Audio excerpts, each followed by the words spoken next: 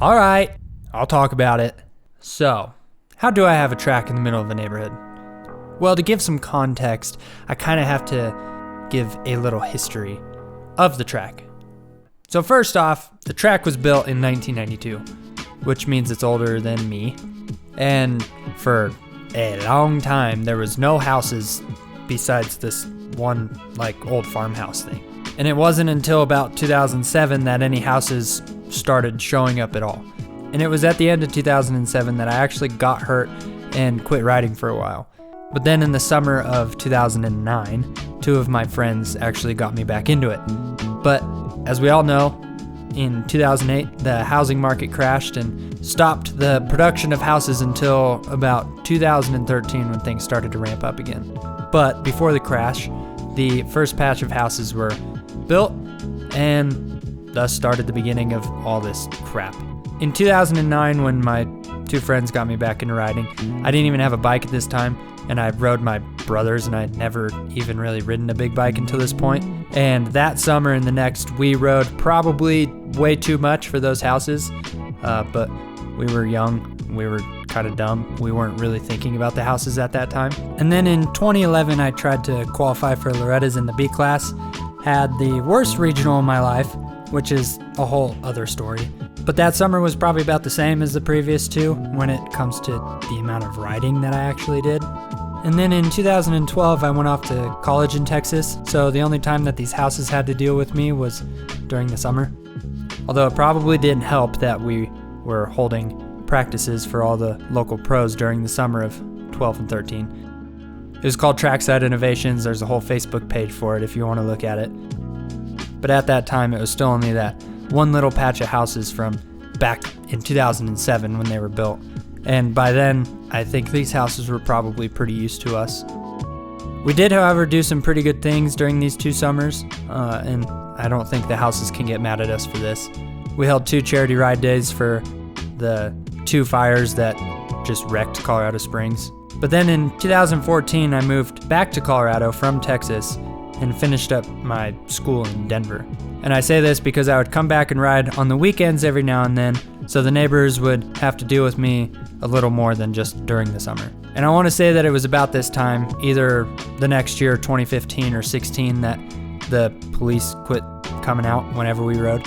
Because every single time we rode, somebody would call the cops on us, and even if they knew that we were fine, they still had to come out. But luckily, my brother-in-law is a Denver police officer and talked to one that came out one day about our situation and how we're able to have this track. And that guy ended up just downloading a sound decibel reader onto his phone, stood on the other side of the fence, and measured the sound while we were riding.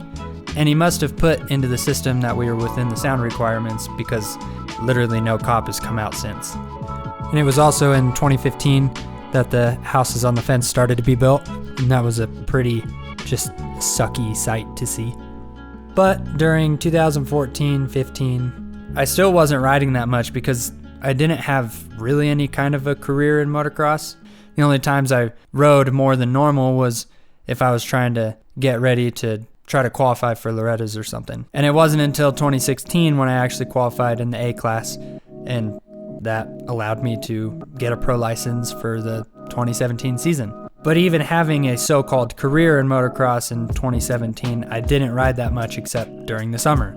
And that's because I finished my schooling by studying abroad in Australia for my last semester in the first part of 2017. Then during the summer I rode, tried to qualify for the last national at Ironman, didn't happen. And then in the last part of 2017, I traveled around Asia with my brother and his wife. I'm not saying this to brag or anything, I'm just trying to give some context that I really didn't ride my track that much to piss the neighbors off until 2018, really.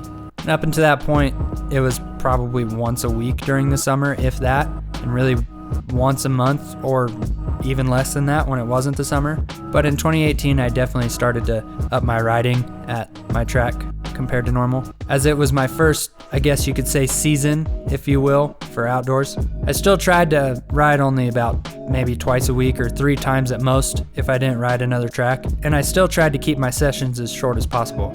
I did my motos and called it a day, and that year I was able to qualify for my home race at Thunder Valley, and it was a successful season because of that.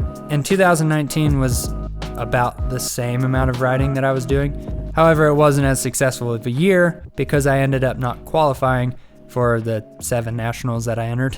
And once racing was done, I worked for my dad for a bit operating a dozer until I needed to start training again for this 2020 season, if it even happens. And I ended up only riding once from the last race at Ironman last year until March of this year. That means the neighbors only had to deal with me once over a 7-month period.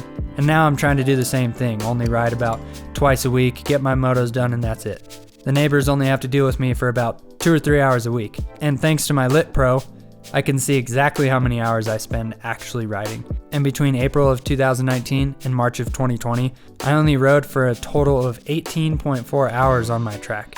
That's only an average of 20 minutes a week. But really, most of the riding was between April of 19 and June of 19, and even that was only 12.7 hours. And that's 12 weeks, which means it was barely over an hour a week. I feel like that is more than reasonable for the neighbors, 1 hour a week. And that's the reason why I started out with this short little history of the track, is to show that yes, I do try to keep the houses in mind when I ride, because I know that they will eventually overrun the track, but I'm trying to push that off for as long as possible, and I'm trying to be as nice as possible. And I feel like that has to help quite a bit with being able to keep this track, is that I'm not out there riding every single day for hours and hours and hours. I do try to keep my riding down to a minimum, which that might not help me when it comes to actually getting ready for these outdoors and stuff, but I mean, what can you do when you're trying to be nice to your neighbors?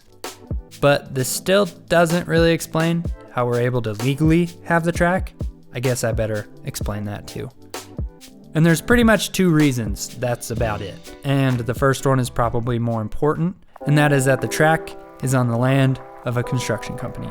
And then the second reason is that the city limits of Colorado Springs are literally our fence line.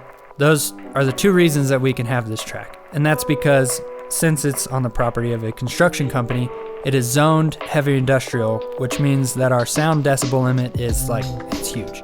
My dad always jokes that we can run a rock crushing plant that is louder than any dirt bike all day, every day, and we'd still be fine. But this zoning of heavy industrial would really not mean anything if we were still in the city limits. So that's why the second reason that we can have this track is pretty important. The city limits are literally our fence line. The houses right on the fence are in the city, and we are not. And since we're in the county, the heavy industrial zoning, all of that's why we can legally have this track. I know that it may seem underwhelming, being that the answer is pretty simple, that it's just our zoning, but I like to think that me being at least somewhat nice to the neighbors has something to do with it, even if they may not realize it. And things could be worse too for these houses. Back from about 1981 to 2000, we had, well, I say we, I wasn't even alive for part of that, but Monk's Construction had about 100 trucks running in and out every single day from the ready-mix concrete plant and the asphalt plant that used to be out there. And if the houses think that it's bad being next to a motocross track, they wouldn't know what hit them if that was still going on. And ironically, the houses that are being built there, the reason that they're there is because of materials like that, concrete and asphalt. And it's also my understanding that these houses that are right on the fence line, at least, and maybe more, that when they're being closed on, they had to acknowledge that they were moving in next to a motocross track while they were doing their title work or they're closing on their house, whatever. It is supposedly in their contract that they know that they moved in next to a motocross track, which is pretty interesting if you ask me. Anyways, I hope this answered some questions. I'm still planning to do a longer history of the track because we've had some pretty famous riders, I guess you could say, come out and ride here. And I just think it would be cool to make a video on that. Hopefully you enjoyed this. If you have any more questions, if this didn't answer any of your questions, let me know. I hope it did.